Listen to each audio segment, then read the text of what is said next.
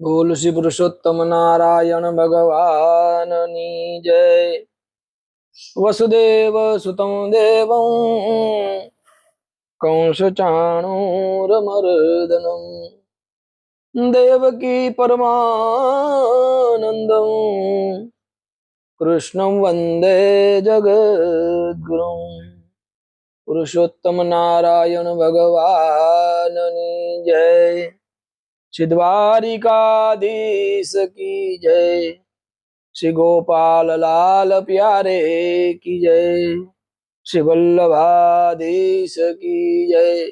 श्री गोवर्धन नाथ की जय। श्री गिरिराज धरण की जय।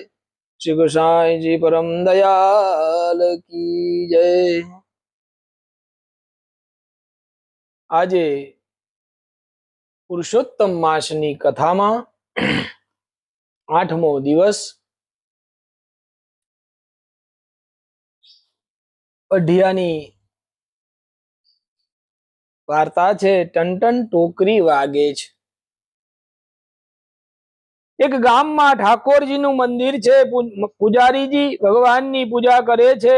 એમને ત્યાં મંદિરની સાફ સફાઈ અને બીજા નાના મોટા કામ માટે એક છોકરો રહેતો હતો। છોકરાને લોકો અઢિયો કહીને બોલાવે। નામ પ્રમાણે એના ગુણ જમવામાં બંને સમયે એને 2.5 શેર જેટલું જમણ જોઈએ તો જ એનું પેટ ભરાય। આથી ધીરે ધીરે લોકો એને અઢિયો કહીને બોલાવા લાગે। અઢિયો ખાવામાં પણ ખબરદાર એવું નહીં, ખાવા પણ ઘણું જોઈએ ને। ઉઠે એટલે તરત જ સેવા એની શરૂ થઈ જાય ને રાત્રે આરતી થાય। પૂજારીને એ ગુરુ કહેતો એટલે ગુરુજી સુવા જાય પછી અઢિયો ગુરુજીની ચરણ સેવા કરે। ગુરુજી રજા આપે ત્યારે સવારથી શરૂ થયેલી એની સેવા રાત્રે પૂર્ણ થાય અને તેથી અઢિયો ગુરુને તો ખરો પણ આખા ગામનો પ્રિય બટુકજી હતો। ગામ આખાને વાલો પણ આમ દિવસ ઉપર દિવસ વીતે છે। પૂજારીને એક દિવસ અઢિયાનો વિચાર આવ્યો છે। આ છોકરો કોઈ દિવસ વ્રત ઉપવાસ કરતો નથી, પારણા કરતો નથી, મંદિરમાં સેવા કરે છે, પરંતુ છતાં એની કાયાનું કલ્યાણ થાય એવું કંઈક કરવું જોઈએ। અને વાતે સાચી છે, સાચા ગુરુને પોતાના શિષ્યના કલ્યાણ થાય એની ચિંતા થાય। એટલે આમ ગુરુજીએ વિચાર કર્યો અઢિયાનું કલ્યાણ થાય એવું કંઈક કરવું। એવામાં અધિક માસ આવ્યો છે। આગળના દિવસે પૂજારીજી અઢિયાને હાક મારીને અઢિયા, અઢિયો દોડતો આવ્યો। ગુરુજી, પૂજારી કહે જો આવતીકાલથી અધિક માસ બેસે છે, પાવન પુરુષોત્તમ માસ છે, માટે કાલથી તારે આખો માસ નદીએ નાહવાનું અને અધિક માસ કરવાનું નિયમ લેવાનો છે। સારું ગુરુજી, એમાં ભૂખ્યા રહેવાનું? અઢિયો બોલ્યો। ગુરુજી કે હા, ઉપવાસ કરવાનો, ભગવાનની કથા વાર્તા સાંભળવાની, નદીએ નાહવાનું। અઢિયો કે ગુરુજી તો આપણે અધિક માસ કરવો નથી। ગુરુજી કે કેમ? ગુરુદેવ, મારાથી ભૂખ્યા રહેવાય નહીં, ભૂખ્યા રહેવાય સિવાયનું કંઈ પણ કાર્ય હોય તો કહો, હું સદાય કરવા માટે તૈયાર છું, પણ જમવાનું બંધ એ ના બને। ગુરુદેવ કેટલોય સમજાય પણ માને નહીં, ભૂખ્યા રહેવાનું જરાય પોસાય નહીં। પરંતુ ગુરુદેવે તો મનમાં નક્કી કરેલું, ગમે તે ઉપાય અઢિયાને અધિક માસ નાવાનું અને વ્રત લેવરાવી એની કાયાનું કલ્યાણ કરવાનું। આમ ગુરુદેવ પણ ગાંજ્યા જાય એમ હતા નહીં, તેથી એમણે યુક્તિપૂર્વક અઢિયાને બાંધી લીધો। કારણ કે એમને ખબર કે જો કોઈ એક વખત અઢિયો કોઈ પણ કાર્ય કરવાની હા કહેશે પછી ગમે તે થાય પણ ફરે નહીં। તેથી અઢિયાને કહે તો એ ઠીક છે, કામ કર। અઢિયો કે બોલો શું? તો કે આવતીકાલથી મારે અધિક માસનું વ્રત છે એટલે મંદિરમાં રંધાશે નહીં અને તારે ખાધા વગર ચાલશે નહીં, માટે કાલથી 1 માસ સુધી ચાલે એટલું સીધું સામાન લઈ તારે નદી કિનારે રહેવાનું, ત્યાં જ સ્નાન કરજે, ત્યાં જ રહેજે, ત્યાં જ જમવાનું બનાવી લેજે અને અહીં તો નહીં, પણ હા એક વાત તારે મારી માનવી પડશે. અઢિયો મનમાં વિચાર કરે, ગુરુદેવ નદીએ નાવાનું જમવાનું તો મળશે, 1 માસ સુધી ત્યાં રહેશું, પણ ભૂખ્યા તો રહેવાનું નહીં ને. માટે ભૂખ્યા રહેવાય સિવાયની ગમે તે શરત હો તે મને મંજૂર છે. એમ વિચારી ગુરુદેવને કહે, હા ગુરુદેવ માનીશ. ગુરુદેવ કે જો 2 સમય જમવાનું નહીં, પણ એને બદલે સવાર સાંજનું બંને સમયનું ભેગું એક સમય બનાવવાનું અને એક જ સમયે જમવાનું. બંને સમયનું તું એક જ સમય જમી લેજે, એટલે બીજા સમય તને ભૂખ લાગે નહીં. બરોબર? ઘડિયો કે બરોબર. ગુરુજી કહે, હા એક વાત બીજી, જો આ કામ તારે માટે કરવાનું છે એટલે એમાં તારે વિરોધ નહીં કરવા. અઢિયો કે બાપજી જેટલી વાત હોય એટલી બધી કહો, પણ ભૂખ્યા રહેવા સિવાયનું બધે મને મંજૂર છે. તો જો તું જ્યારે રસોઈ બનાવીને જમવા બેસે એટલે ટોકરી વગાડવાની.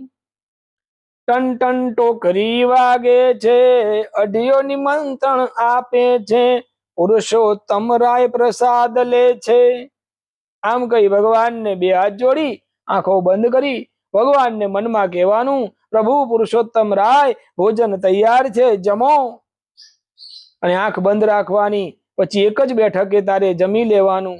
હા, એમાંથી થોડુંક રાખી મૂકવાનું નહીં, અને સાંજના ખાવાનું નહીં. એક સમય બધું ખાઈ જજે, સમજ્યો? આટલું કરીશ ને? અઢિયો કે પણ ગુરુદેવ જો તમે કહો છો તેમ હું પેલા પુરુષોત્તમ રાયને બોલાવું અને કદાચ એ સાચે સાચ જમવા આવે અને જમવા બેસી જાય તો મારે શું ખાવાનું? ગુરુદેવ કે અરે ગાંડા, એટલું તો સમજ, અહીં મંદિરમાં આપણા ઠાકોરજીને થાળ ધરાવીએ જ, ભગવાનને જમવા પધારો કહીએ છે, તો આજ સુધી એવું જોયું કે ભગવાને એમાંથી એક કટકો લઈને ખાધો? ગાંડા, એ તો ભાવના ભૂખ્યા છે, તારા ભોજનના નહીં. અને કદાચ તું કે છે એમ ભગવાન આવે ને જમે, પણ તે તો 2 સમયનું ટંકનું બનાવ્યું હોય ને, એમાંથી એક સમય નું પ્રભુ જમે તો તારા માટે એક ટંકનું તો રહેશે ને. તારે જમવાનું બરાબર તો ઠીક, તો એમ કહો છો એ વાત ખરી. ગુરુદેવ કે જો વાત પાકીને નિયમ લીધું હવે એમાં ફેરફાર નહીં થાય, નિયમ તોડવાનો નહીં, ગમે તેવા સંજોગો ઉભા થાય. પણ અઢિયો ગુરુદેવની યુક્તિ સમજી શક્યો નહીં. બોલ્યો, હા ગુરુદેવ, વાત હવે સાવ પાકી, નિયમ એટલે નિયમ, કોઈ ફેરફાર નહીં, નિયમ તોડું નહીં તોડું. બસ ગુરુદેવે આશીર્વાદ આપ્યા છે, બેટા ભગવાન તારું કલ્યાણ કર. અધિક માસનો પ્રથમ દિવસ છે. અઢિયો બધી તૈયારી કરી નદી કિનારે આવ્યો છે. સીધા સામાનનું ગાડું એક તરફ ઊભું રાખ્યું. સર્વપ્રથમ નદીએ સ્નાન કર્યું છે, પછી ભગવાનની સેવા સ્તુતિ કરે છે. પછી ભોજનની તૈયારી કરવા લાગ્યો. ભોજન તૈયાર થઈ ગયું. અઢિયાએ થાળી પીરસી છે, આસન મૂક્યું, પોતે બેઠો, સામે પણ આસન મૂક્યું. પુરુષોત્તમ રાય માટે વચ્ચે ભોજનની થાળી મૂકી. ટોકરી સાથે લાવ્યો તો વગાડી. પછી 2 આંખ બંધ કરી 2 હાથ જોડી ગુરુદેવના કયા પ્રમાણે બોલ્યો છે, ટન ટન ટોકરી વાગે છે, અઢિયો નિમંત્રણ આપે છે, પુરુષોત્તમ રાય પ્રસાદ લે છે. આમ કહી થોડી વાર આંખો બંધ કરી 2 હાથે વંદન કરી રહ્યો છે. આમ આ બાજુ વૈકુંઠમાં પ્રભુ રાહ જોઈને બેઠા હતા. ઉભા થયા. રૂક્ષ્મણીને કે ચાલો દેવી. રૂક્ષ્મણી કે ક્યાં જવાનું છે પ્રભુ? ભગવાન કે જુઓ, ભક્ત બોલાવે છે ભોજન લેવા, ચાલો વાર ના કરો, રસોઈ ઠંડી થઈ જાય ને ભક્ત નારાજ થઈ જાય એ પહેલા આપણે પહોંચી જઈએ. અઢિયાને થયું હવે આંખો ખોલું ને જમી લઉં. આમ જ્યાં આંખ ખુલે તો સામે 2 જણ પતિ પત્ની જમવા લાગ્યા છે. અઢિયો કે તમે કોણ છો? આમ પૂછ્યા ગાછ્યા વગર જમવા લાગ્યા અને કોઈનું કઈ ખાઈ જવાતું હશે? ભગવાન કે કેમ આમ બોલો છો? ભગતજી, જમવાનું આમંત્રણ આપો છો અને પાછા ટોકરી વગાડીને અને જમવા આવ્યા એટલે આમ કામ બોલો? અઢિયો કે તમે તો પેલા પુરુષોત્તમ રાય ભગવાન છો? કે હા. અઢિયો કે પણ મેં તમને એકલાને આમંત્રણ આપેલું, તમે તો આ સ્ત્રીને પણ તેડી લાવ્યા. ભગવાન કે જો ભાઈ, આ મારી પત્ની છે, ભલા પત્નીને મૂકીને કઈ ખવાય? અઢિયો કે એ તમારી વાત સાચી, પણ ગુરુદેવે તો મને એવું કહેલું કે તમે ખાવાના નથી, તમે તો ભાવના ભૂખ્યા છો, અને તમે તો ખાવા લાગી ગયા અને પાછા 2 જણા આવ્યા. ભગવાન કે તારા ગુરુદેવની વાત પણ સાચી છે, પણ જ્યારે કોઈ ભક્ત ખાસ ગાઈ વગાડીને બોલાવે ત્યારે અમને તેનું માન જાળવી. અઢિયો કે શું રાખને ધૂળ માન જાળવો છો? આ તમે 2 આવ્યા, હવે મારે 2 સમયનું ભોજન જમી જવાના. ગુરુદેવને મેં વચન આપ્યું છે કે બીજી વાર જમવાનું બનાવીશ નહીં અને ખાઈશ પણ નહીં, એટલે અમારે તો હવે ભૂખ્યા રહેવાનું ને. ઠીક છે, હવે આમ 2 જણા મારી સામું જોઈને શું હસો છો? ખાવા બેઠા છો તો ખાઈ લ્યો, અમે આજનો દિવસ ભૂખ્યા રહીશું, બસ. બીજા દિવસે પણ એમ થયું, પ્રભુ આવ્યા, સાથે રૂક્ષ્મણીજીને લાવ્યા. ત્રીજા દિવસે પણ અઢિયાને ઉપવાસ થયો. આમ 5 દિવસના ઉપવાસ થયા છે.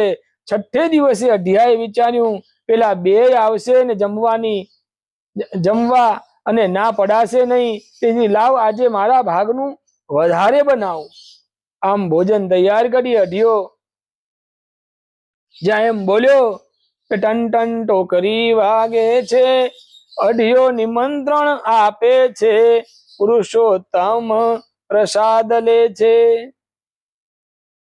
થોડી વાર આંખ ખોલીને જોઈએ તો સામે 4 જણ. અઢિયો કે હે, આ બીજા 2 વળી કોણ? ભગવાન કે ભાઈ, મારે ત્યાં વિષ્ણુ ને લક્ષ્મીજી મહેમાન થઈને આવેલા, મહેમાનને મૂકીને કઈ ખવાય? તેથી તેમને સાથે લેતો આવ્યો છું. અઢિયો વિચાર કરે, મારે આ ઠાર, આજે ભગવાન ભૂખ્યા સુવાનું, બોલાવો પારકે પૈસે દાન કરો તમારે. ભગવાન ભોળો ભગત ગુસ્સે થયા છે એવું જાણી મલક મલક મલકાય અને પછી જાય છે. આવું પાછું 7 દિવસ ચાલ્યું. અઢિયાએ વિચાર્યું કે આજે તો પેલા 4નું અને 2 સમયનું મારું, એમ એટલું ભોજન બનાવું, એટલે બધા દિવસ થઈ ગયા આ ખાધે, આજે તો ગમે તેમ થાય ભૂખ્યા રહેવું નથી. આમ વિચારી સ્નાન સંધ્યા કરી, ભજન સ્તુતિ કરી, ભક્તિ કરી. અઢિયો ટોકરી વગાડે છે, ટન ટન ટોકરી વાગે છે, અઢિયો નિમંત્રણ આપે છે, પુરુષોત્તમ રાય પ્રસાદ લે છે. પછી પુરુષોત્તમ રાય ભગવાન પધાર્યા છે. આંખો બંધ કરી પ્રભુને વંદન કરી. અઢિયો જ્યાં આંખો ખોલે ત્યાં તો સામે આખી પંગત પડી છે. પુરુષોત્તમ ભગવાનની સાથે ઘણા બધા બેસી ગયા છે, જમવા લાગ્યા છે. અઢિયો ખૂબ ગુસ્સે થયો, પરંતુ બોલી શક્યો નહીં, અને ભગવાન સૌ સાથે જમીને ચાલ્યા ગયા. આમ અધિક માસનો છેલ્લો દિવસ આવ્યો છે. અઢિયા ભગતને 29 દિવસના નકોરડા ઉપવાસ થયા છે. આજે 30મો દિવસ છે. અઢિયો વિચાર કરે છે, આજે તો રસોઈ બનાવી જ નથી.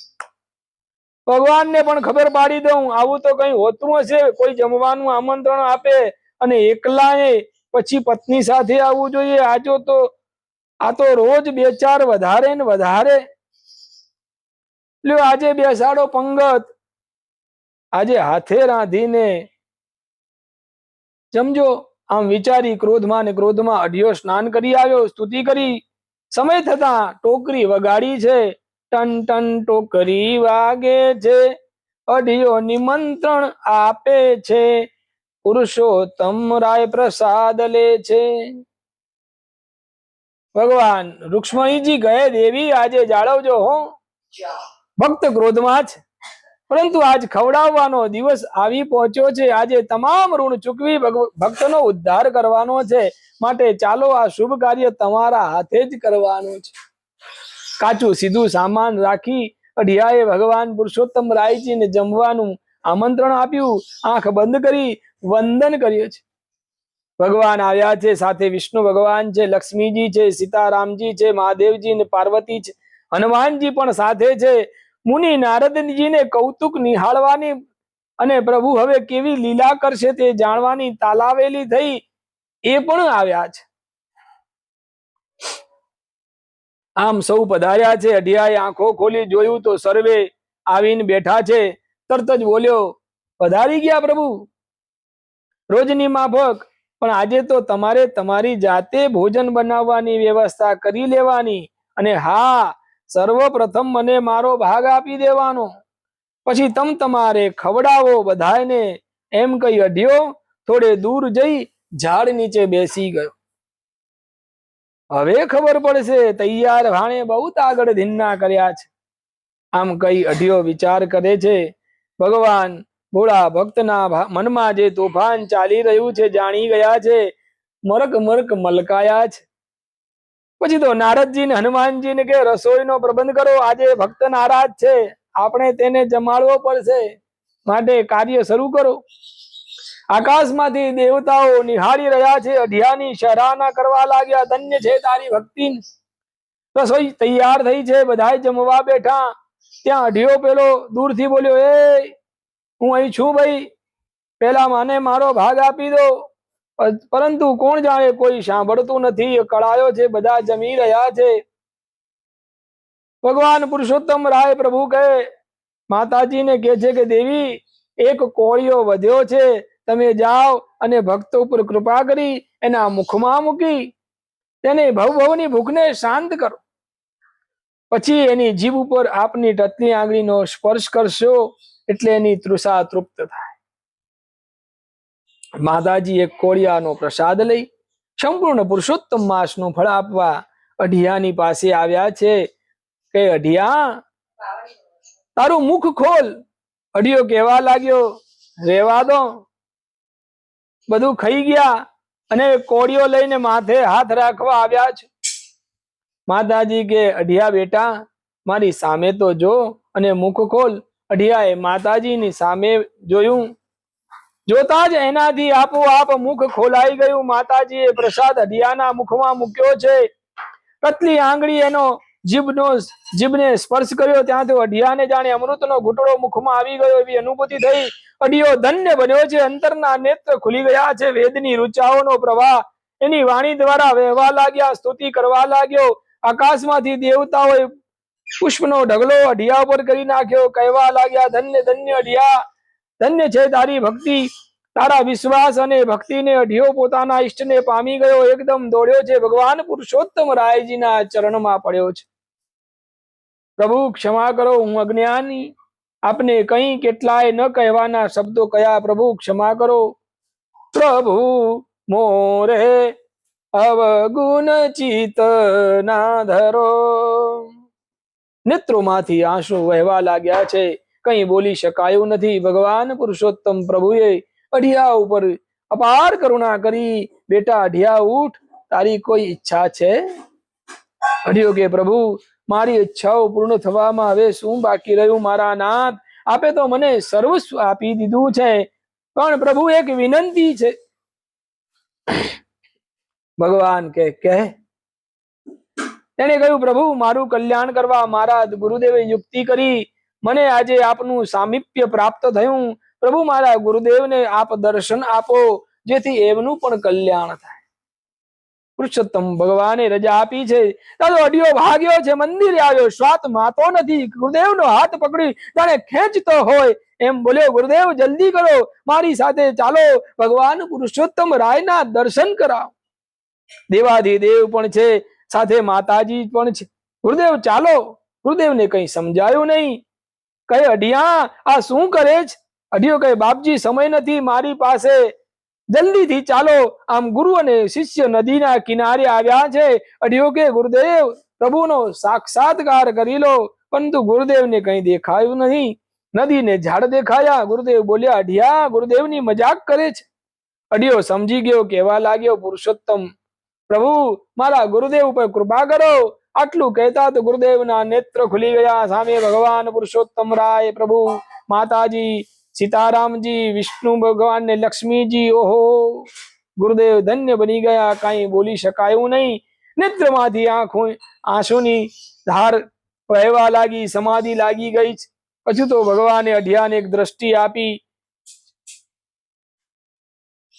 અને વૈકુંઠમાં ગયા છે. આ તરફ ગુરુદેવને નેત્રો ખુલી ગયા. અઢિયા સિવાય ત્યાં કોઈ નહીં. ગુરુદેવ દોડ્યા, અઢિયાના ચરણ સ્પર્શ કરવા જાય ત્યાં તો અઢિયો સામે દોડ્યો, સમજી ગયો અનર્થ થઈ જશે. જઈને ગુરુદેવના ચરણમાં પડ્યો છે, કહેવા લાગ્યો, નહીં ગુરુદેવ, આ બધા આપનો પ્રતાપ છે, આનંદ મંગલ વર્તાયો છે. હે પુરુષોત્તમ પ્રભુ, જેવા અઢિયાને ફળ્યા, દર્શન આપ્યા, ગુરુદેવનો ઉદ્ધાર કર્યો, એવો સૌના ઉપર કરુણા કરજો. બોલ શ્રી પુરુષોત્તમ રાય ભગવાન કી જય. દ્વારિકાધીશ કી જય. અચ્યુતમ કેશવમ રામ નારાયણમ કૃષ્ણ દામોદરમ વાસુદેવમ હરિશ્રીધરમ માધવમ ગોપિકા વલ્લભમ જાનકી નાયકમ શ્રી રામચંદ્ર કી જય. અધિક માસની કથા ના વિડીયો તો તમને પસંદ આવે તો લાઈક કરજો, શેર કરજો અને અમારી ચેનલને સબસ્ક્રાઇબ કરજો. ધન્યવાદ.